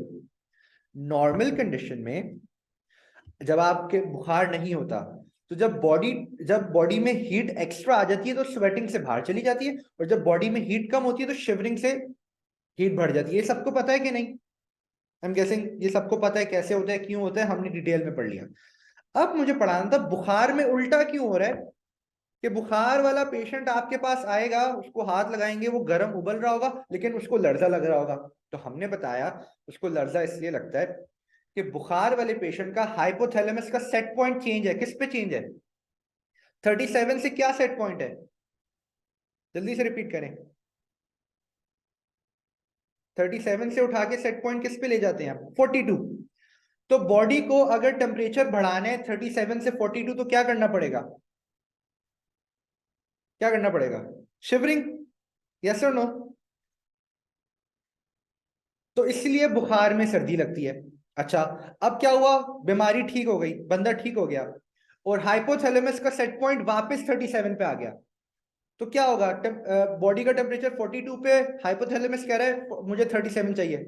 तो बुखार टूटता है तो पसीने आते हैं, और जब बुखार होता है तो लर्जा। तो ये कॉन्सेप्ट क्लियर हो रहे हैं सबके कि नहीं? Okay, perfect.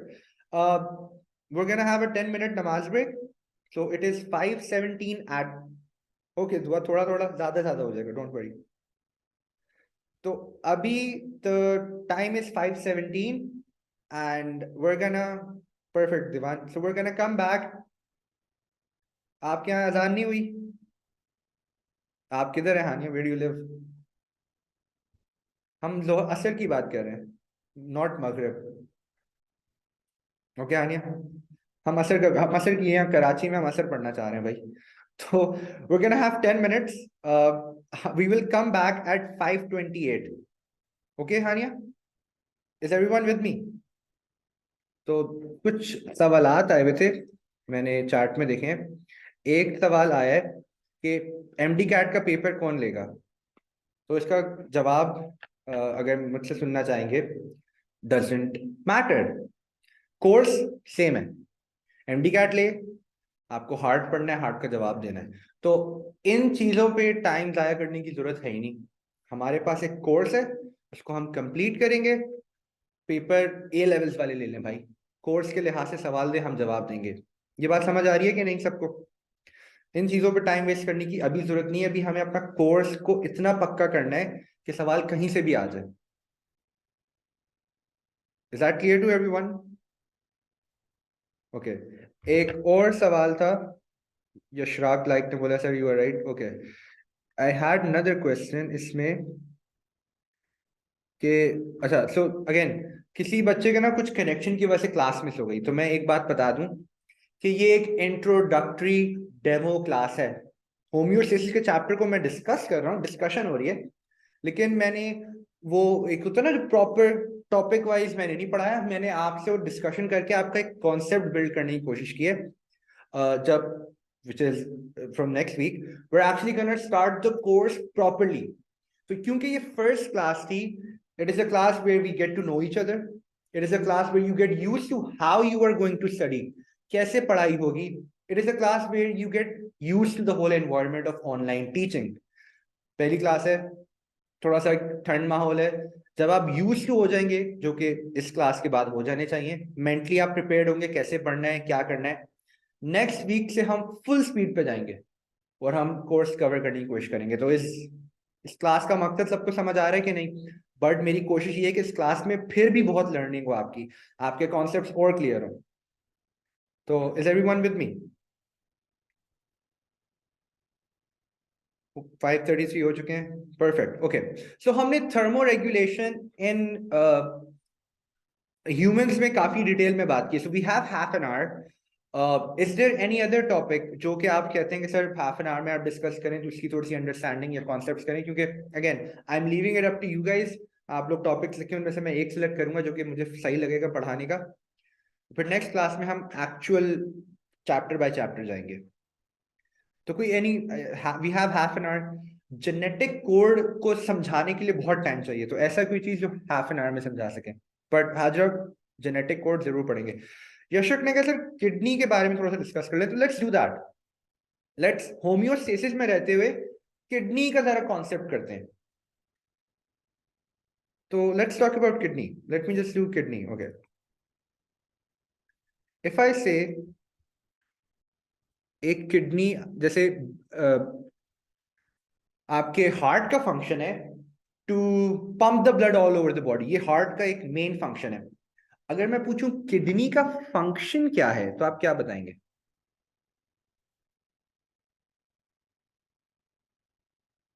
हानिया ने बोला एक्सक्रीशन, सिमरती ने बोला एक्सक्रीशन, अहमद मुश्तबा ने बहुत अच्छा लफ्ज इस्तेमाल किया, filtration of blood. Very good Ahmed Mushtaba, हालांकि बात सेम कर रहे हैं, फिल्ट्रेशन। अच्छा, इसको थोड़ा सा let's just sit down, calm down and just think about it for a second.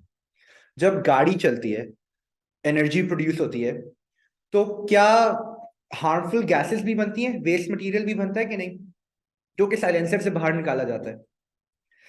इसी तरह आपके सेल्स में मेटाबॉलिज्म हो रहा है, डू यू एग्री? आपके सेल्स में मेटाबॉलिज्म हो रहा है और वो रिएक्शंस की वजह से वेस्ट प्रोडक्ट्स भी बन रहे हैं, do you agree? For example, metabolism का एक वेस्ट प्रोडक्ट है कार्बन डाइऑक्साइड, सब एग्री करते हैं? आपके हर सेल में जब मेटाबॉलिज्म हो रहा है तो जो एक वेस्ट प्रोडक्ट है उसका नाम है कार्बन डाइऑक्साइड। तो आपका ब्लड क्या करता है, पूरी बॉडी का कार्बन डाइऑक्साइड लेके, sir chart send to everyone मैं कर देता हूं,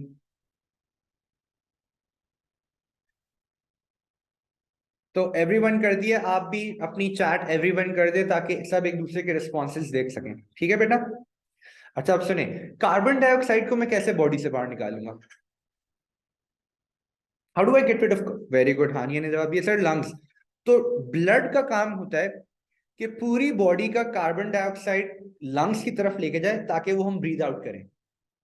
अग्री? अग्री? अच्छा, एक और वेस्ट प्रोडक्ट होता है हमारी बॉडी में, उसको हम बोलते हैं नाइट्रोजनस वेस्ट मटेरियल।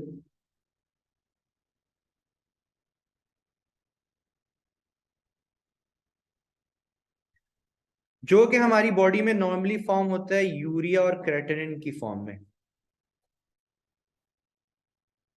ये भी बॉडी का वेस्ट प्रोडक्ट है। लारिब, हमारी बॉडी में जो एक्सक्रीशन होती है वो यूरिक एसिड की फॉर्म में इतनी ज्यादा नहीं होती, बट यूरिक एसिड भी एक वेस्ट मटेरियल है। Very good. तो हमारी बॉडी में मेटाबॉलिज्म की वजह से, एक second sir, would it be possible कि आफ्टर क्लास हमने आपसे क्वेश्चन करे या फिर समझ नहीं आ रहे तो बीच लेक्चर, क्योंकि सर यहाँ प्रॉब्लम हो रहा है अपना क्वेश्चन समझना। दुआ, हम इसको कुछ ना कुछ किसी तरीके से कर लेंगे, ये तो डेमो क्लास है ना, तो जितने भी हमें डिफिकल्टीज आ रही है ना, क्वेश्चन आंसर कैसे करने हैं उसके लिए एक अलग सेशन, या will figure something out, don't worry. आपकी एक एक क्वेरी है, आप देते रहें, I will forward it and then will come up with a solution, ठीक है? व्हाट्सएप अगेन बहुत कुछ होगा, डोंट वरी। अभी ये सिर्फ फर्स्ट डेमो क्लास है ताकि आप मुझसे तो यूज हो जाए, मैं आपसे हो जाऊं, एक हमारा बॉन्ड बन जाए, टीचर स्टूडेंट रिलेशनशिप। लारेब, ये मैंने पहले भी इसका जवाब दिया है, डजेंट मैटर पीएमसी ले या पीएमडीसी ले, आपको क्या करना है? आपको एमडी कैट के लिए क्या करना है, चाहे पीएमसी ले या पीएमडीसी ले, जो कोर्स दिया है वो पढ़ना है। यस और नो? कुछ फर्क पड़ेगा आपको पर्सनल जिंदगी में? नहीं, बस पढ़ लें आप लोग, that is all we ask for you guys. Anyways, let's come back. तो क्या मेटाबॉलिज्म की वजह से जो नाइट्रोजनस वेस्ट मटेरियल बन रहा है उसको बॉडी से निकालना जरूरी है कि नहीं? जैसे यूरिया एंड क्रेटिनिन। लारेब, मैं आपके इस सवाल का जवाब एंड में दूंगा, पहले हम वापस आ जाते हैं। आप you are deviating from the topic, so please come back to the chapter. ये नाइट्रोजनस वेस्ट मटेरियल अगर आपके ब्लड में जमा होता रहा तो आपके ब्लड का पीएच खराब हो जाएगा एंड दैट मींस डेथ। ये बात समझ आ रही है कि नहीं?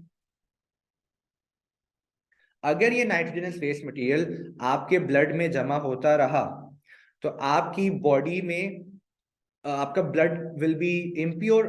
तो अल्लाह ताला ने इसके लिए एक ऑर्गन बनाया है, किडनी।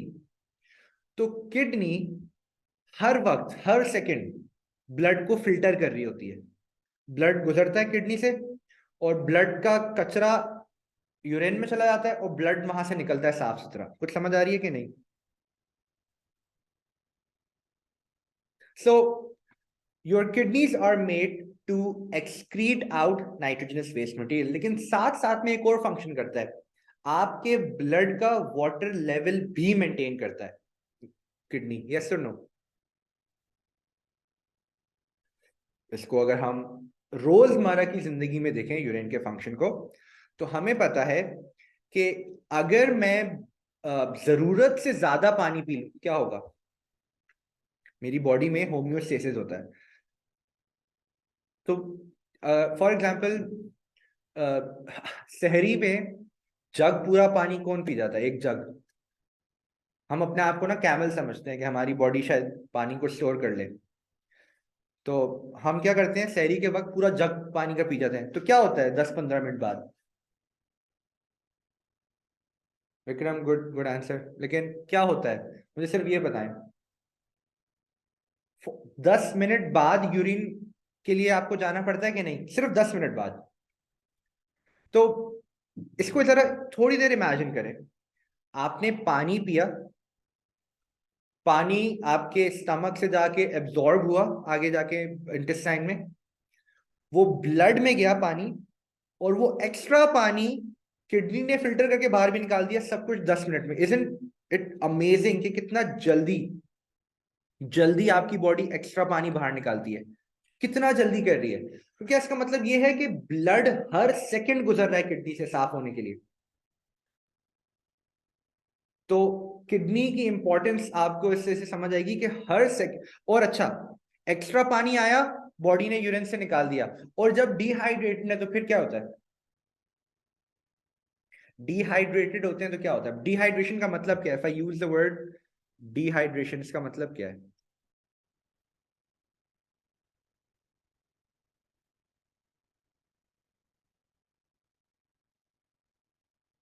ये नॉर्मल वैल्यू है वाटर की, blood normal value of H2O in blood.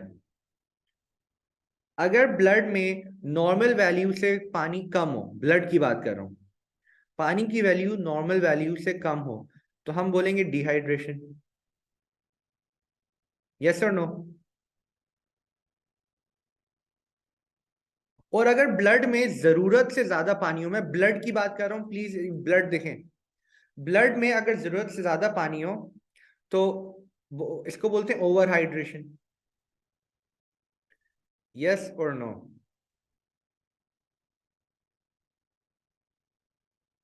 तो जब आपकी बॉडी में जरूरत से ज्यादा पानी होता है ब्लड में, तो वो ब्लड से पानी कहाँ चला जाता है? यूरिन में। तो यूरिन का क्या कलर आता है जब यूरिन में वाटर ज्यादा होता है? मतलब वाटर ज्यादा होता है, तो सब लोग बोल रहे हैं वाइट वाइट वाइट। तो भाई यूरिन और मिल्क में फर्क पता होना चाहिए। कलरलेस, कोई कलर नहीं होता। वाइट का मतलब है दूध, जहां तक मेरी अंडरस्टैंडिंग है। तो दूध नहीं है भाई, वाइट ट्रांसपेरेंट कलर होता है, कलरलेस, राइट? राइट? खैर, तो जब आपकी बॉडी में जरूरत से ज्यादा पानी होता है तो वो पानी चला जाता है यूरिन में ताकि बॉडी से बाहर निकले, तो यूरिन का कलर ट्रांसपेरेंट होता है। क्या मैं कह सकता हूं कि वो यूरिन डाइल्यूट होता है? अगर किसी सोल्यूशन में पानी ज्यादा कर दें वो डाइल्यूट हो जाएगा, तो यूरिन के सोल्यूशन में पानी ज्यादा कर दें तो वो पानी। अच्छा, अब उस्मान, वेरी गुड। अब सेकंड कंडीशन, बहुत पसीना आया, इतना पसीना आया, इतना पसीना आया, बॉडी डिहाइड्रेटेड हो गई। अब किडनी से ब्लड पास हुआ, यूरिन भी बना, यूरिन में भी पानी चला गया। तो क्या यूरिन में पानी जाने देना चाहिए या यूरिन से पानी लेके वापस ब्लड में डालना चाहिए?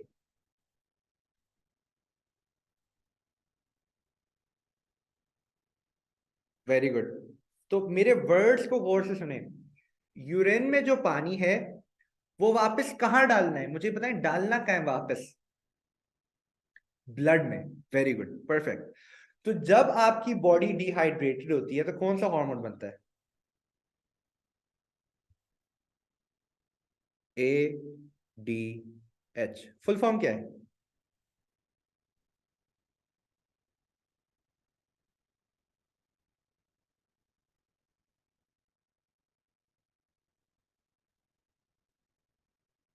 परफेक्ट। Anti diuretic hormone. अगर मुझे इस हार्मोन का फंक्शन समझना है तो मुझे डायूरेटिक का मतलब आना चाहिए। तो जो डायूरेटिक का मतलब होगा उसका उल्टा इस हार्मोन का फंक्शन होगा। एंटी का मतलब उल्टा या ऑपोजिट, यस और नो? एंटी का मतलब ऑपोजिट। तो डायूरेटिक का फंक्शन कौन मुझे बताएगा? हानिया ने जवाब दिया, लेकिन इसको थोड़ा सा अच्छा करते हैं कि एज अ डॉक्टर मैं एक दवाई रेकमेंड करता हूँ कुछ पेशेंट्स को। उस दवाई का नाम है स्पाइरोनोलैक्टोन। कभी नाम सुना है किसी ने? स्पाइरोनोलैक्टोन। स्पाइरोनोलैक्टोन एक डायूरेटिक है। चलिए सुन ले। यस लारे, बिल्कुल सही बोला आपने। ये एक डायूरेटिक दवाई है। डायूरेटिक क्या करता है? हानिया दारे जरा सुने। डायूरेटिक दवाई का मकसद ये है कि ब्लड में से, हानिया ने जवाब अच्छा दिया, बीपी कंट्रोल करने के लिए ब्लड में से पानी निकाल के यूरिन में डाल दो। सब मेरे साथ है? ब्लड में से पानी निकाल के कहां डाल दो? सब लोग ये जरा मेरे साथ चैट में लिखें। डायूरेटिक का मतलब to take water from the blood और यूरिन में डाल दें। जरा लिखें सब चैट में, ताकि मैं चलूं मेरे साथ साथ भी हैं कि नहीं।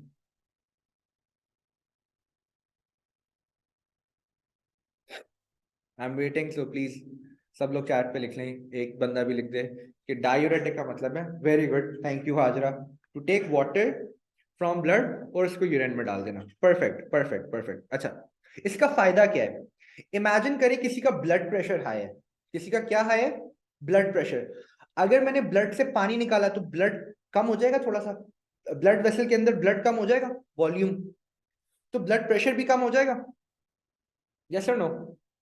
वक्ती तौर के लिए अगर मैंने ब्लड से पानी कम कर दिया तो दवाई का मकसद समझ आ गया सबको कि दवाई क्यों इस्तेमाल कर रहे हैं जनरली।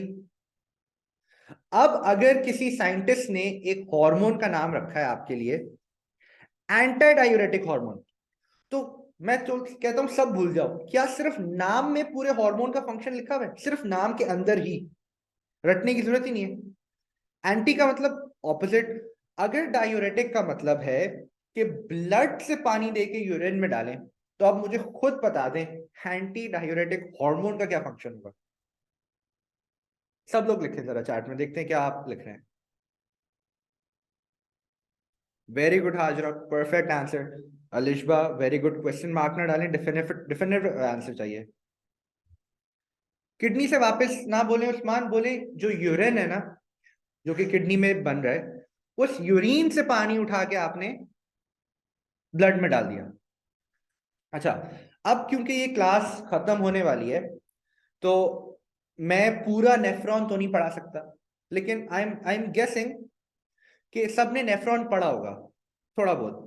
अगर आप पढ़ा भी है तो थोड़ा बहुत याद होगा। तो आपको पता है वो पहले ग्लोमेरुलस में फिल्टर होता है ब्लड, फिर प्रॉक्सिमल कॉन्वोलेटेड ट्यूब्यूल आती है, फिर लूप ऑफ हेनले आता है, फिर डिस्टल कॉन्वोलेटेड ट्यूब्यूल आती है, and you get the collecting duct जहां यूरिन बन जाता है। ऐसा ही है कि नहीं? तो अगर मैं इसको जनरली जल्दी से ड्रॉ कर दूं,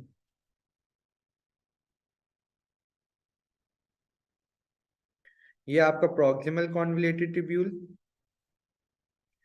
ये आपका लूप ऑफ हेनले, ये distal convoluted tubule, and then end में यू गेट कलेक्टिंग डक्ट। हाँ नहीं, इसका जवाब मैं आपको दे दूंगा, मेरे पहले क्लास का कॉन्सेप्ट देख लें। सब अग्री करते हैं ये एंड में कलेक्टिंग डक्ट है, यस और नो?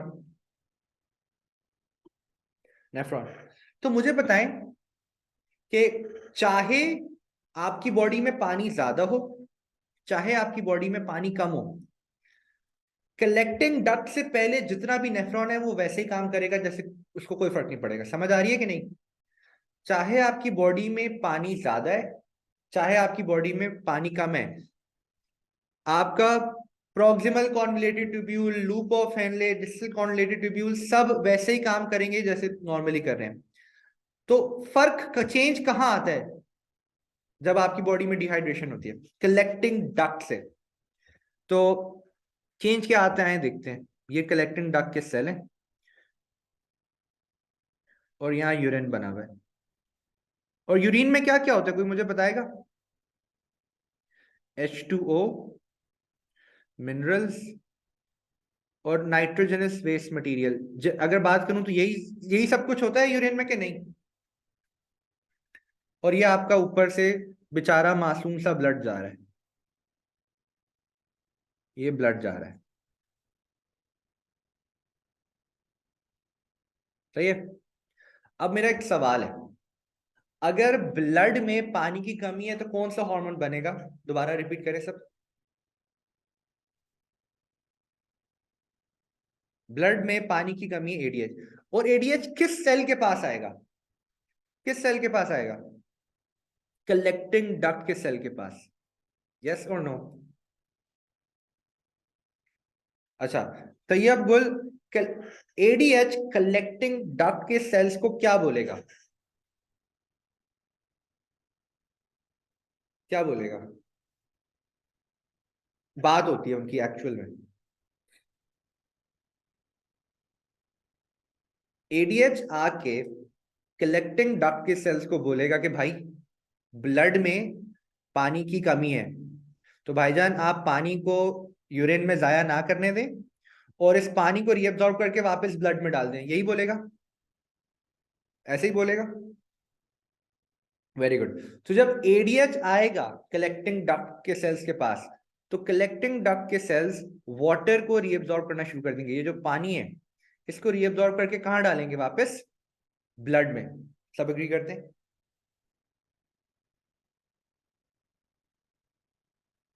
सही है, सब एग्री एग्री करते हैं। अब एक और सिचुएशन बनाते हैं, बॉडी में जरूरत से ज्यादा पानी है, क्या एडीएच बनेगा? नहीं। तो क्या कलेक्टिंग डक्ट के सेल्स पानी को रीअब्सॉर्ब करेंगे? और वो सारा एक्स्ट्रा पानी यूरिन में बनने के लिए चला जाएगा, तो यूरिन ट्रांसपेरेंट हो जाएगा। तो एक नॉर्मली ना स्टूडेंट सवाल करते हैं कि सर पानी पीना कितना चाहिए? तो ना नेस्ले वाले बोलते हैं इतने ग्लास पीने चाहिए, एक्वाफीना वाले बोलते हैं इतने ग्लास पीने चाहिए। इसका जवाब कौन दे सकता है? कोई नंबर नहीं है, कोई नंबर नहीं है। आपकी बॉडी आपको खुद बताएगी। अल्लाह ताला ने इतना सिस्टम बनाया हुआ है, रेगुलेशन होती है, 7-8 ग्लास नहीं। सर्दियों में इतना पानी पीने की जरूरत नहीं है क्योंकि सर्दियों में बॉडी इतना पानी इस्तेमाल नहीं कर रही, गर्मियों में पानी ज्यादा पीने की जरूरत है। तो आपका एक तो प्यास से समझ आता है कि कितना पानी पीना है, सेकेंडली आपके यूरिन का कलर बताएगा कि आप ज्यादा पानी पी रहे हैं कि कम। अगर आप 8-8 ग्लास रोजाना पानी पी रहे हैं और आपके यूरिन हमेशा ट्रांसपेरेंट आ रहा है, इसका मतलब क्या है? और आप दिन में 10 दफा वॉशरूम जा रहे हैं, इसका मतलब क्या है? कि भाई आप ज्यादा पानी पी रहे हो जरूरत से। यस और नो? 10 दफा आपको यूरिन पास करना पड़ रहा है और यूरिन का कलर ट्रांसपेरेंट है। लेकिन आप दिन में सिर्फ एक दफा यूरिन पास कर रहे हैं और वो डार्क येलो है, ये भी गलत है। इसका मतलब है कि आपकी बॉडी में पानी की कमी है।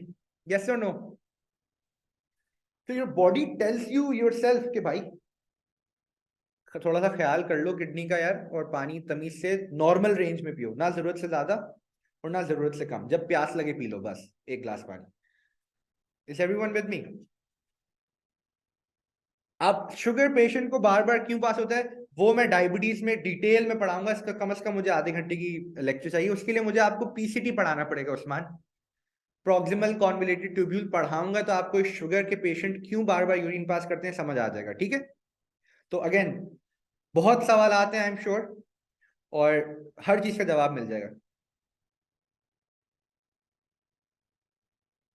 लारेब, एडीएच की वजह से वाटर की रीअब्सॉर्प्शन एडीएच की वजह से कलेक्टिंग डक्ट में होती है। लूप ऑफ हेनले में एडीएच की वजह से नहीं होती, वो नॉर्मली ही होती है। तो मैंने लूप ऑफ हेनले तो पढ़ाया ही नहीं है, तो मैंने सिर्फ एडीएच हार्मोन पढ़ाने के लिए आपको पढ़ाया है। ऑब्वियसली इसकी आज की क्लास एक किसी चैप्टर को डिस्कस करने के लिए थी, हम नेक्स्ट क्लास से प्रॉपरली पूरा चैप्टर पढ़ेंगे, एक एक चीज, glomerulus, PCT, loop of Henle in detail, counter current mechanism, एक एक चीज। सही है Lareb? Okay, so there are two things I want to talk about before I end the class. पहली चीज, जब भी 2 घंटे की क्लास होगी, मेरी एडवाइस ये है कि make very very good notes. These notes should be better than your book. जब आप टेक्स्ट बुक पढ़ रहे हैं, बुक से बेहतर होने चाहिए. अच्छा, चाहे सिंध बोर्ड का बच्चा है, चाहे पंजाब बोर्ड का बच्चा है, किडनी के फंक्शंस अल्लाह ताला ने एक ही बनाए, और एमकैट में भी सवाल एक ही आएगा कि एडीएच का फंक्शन क्या है. तो इट डजेंट रियली मैटर कि आप किस बोर्ड से बिलोंग करते हैं, बिकॉज हमारा जो छाजाओं का कोर्स है वो इस तरीके से केटर्ड है कि सारे बच्चों को समझ आए. अब वो सिंध बोर्ड के बच्चे को भी समझ आ रहा होगा, और उतना ही पंजाब बोर्ड के भी समझ आ रहा होगा, क्योंकि एम कोड में दोनों से एक ही सवाल पूछना है, सिंध बोर्ड का बच्चा हो या पंजाब का दोनों बोर्ड के बच्चे हो. और मजे की बात है, सिंध बोर्ड और पंजाब बोर्ड में इतना कोई ह्यूज डिफरेंस नहीं है. अगेन, अगर सिंध बोर्ड वाले किडनी पढ़ रहे हैं होम्योस्टेसिस में, तो पंजाब बोर्ड वाले भी पढ़ रहे हैं, फेडरल बोर्ड वाले भी पढ़ रहे हैं, ए लेवल्स वालों ने भी ऑलमोस्ट सेम पढ़ा हुआ है. अगर आज की क्लास मिस हो गई है, कोई बात नहीं, आज वैसी डेमो क्लास थी. बट ये जो डिफरेंट बायोलॉजी के क्वेश्चंस के अलावा क्वेरीज हैं, एक बहुत बड़ा आपके सामने चार्ट पे आ रहा है, प्लीज थोड़ा सा देख लें. प्लीज लिंक में जितनी भी क्वेरीज हैं, ये लिंक में सवाल करें. बायोलॉजी के सवाल मुझसे करें, कोई इशू नहीं है उस्मान, कोई इशू नहीं है. आप फेडरल पढ़ें, सिंध पढ़ें, पंजाब पढ़ें, बायो बायो है. उस्मान समझ आ रहा है कि नहीं? बट आप रिपीटर हैं, लेकिन आप थोड़े से भी नहीं लग रहे. You have very good concept, so I am sure आपका इस बार बहुत अच्छा होगा. You seem like a good student. Shaheen Shah Afridi, very nice name, Punjab से. ओके, तो बायोलॉजी के लिहाज से कोई सवाल है कि नहीं? तो मुझसे पूछें, फिर हम इस क्लास को खत्म करते हैं. डेमो क्लास थी है, सवाल नहीं है तो कोई फीडबैक है, कोई समझने में इशू है? अगेन, क्लासेस कब होंगी, कैसे होंगी, ये आपको छाजाओ वाले सब बता देंगे. उस्मान, मुझसे आप ये बताएं, क्लास में समझ आ रहा है? कोई इशू है? Are you enjoying the class? ये भी इंपॉर्टेंट है कि भाई क्लास बोरिंग ना हो. तो how do we make it better for you guys? आप अपनी सजेशंस दें. As a teacher I try to improve on it. ठीक है, छाजाओ की एप्लीकेशन के बारे में मैं आपको बाद में बता दूंगा नेक्स्ट क्लास में. अभी हमारे पास टाइम नहीं है, तो लेट्स डू फीडबैक. समझ में आ रहा है? परफेक्ट. तो इसी तरह हम पूरा कोर्स कवर करेंगे. प्लीज आप लोगों से गुजारिश है, मेरे साथ कम्युनिकेट करिएगा जल्दी जल्दी. या तो मैं वो खोलें माइक, ताकि मैं आपसे डायरेक्ट बात करूं, या चैट में जल्दी जल्दी मुझसे बात करिएगा. मेरे लिए भी आसानी होगी, आपके लिए भी आसानी होगी. ठीक है नारेन दास, thank you.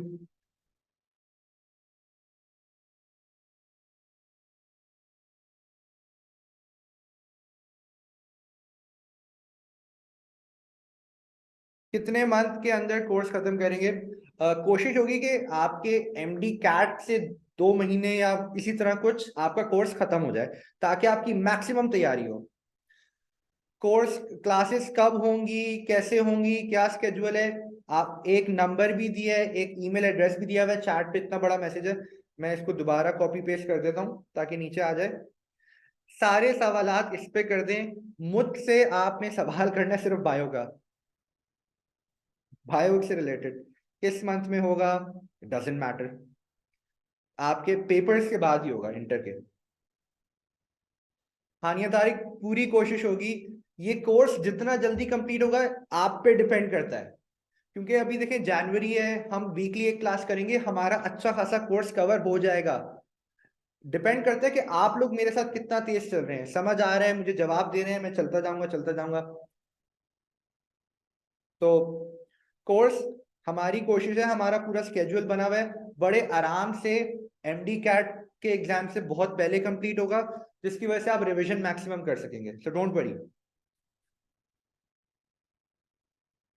Again, any biology question तो ask, and then we'll end the class. Okay, so I think it was a very good session. Thank you all of you for coming. Again, Shaheen, ये हम lecture जब course शुरू होगा तो हम सब पढ़ लेंगे.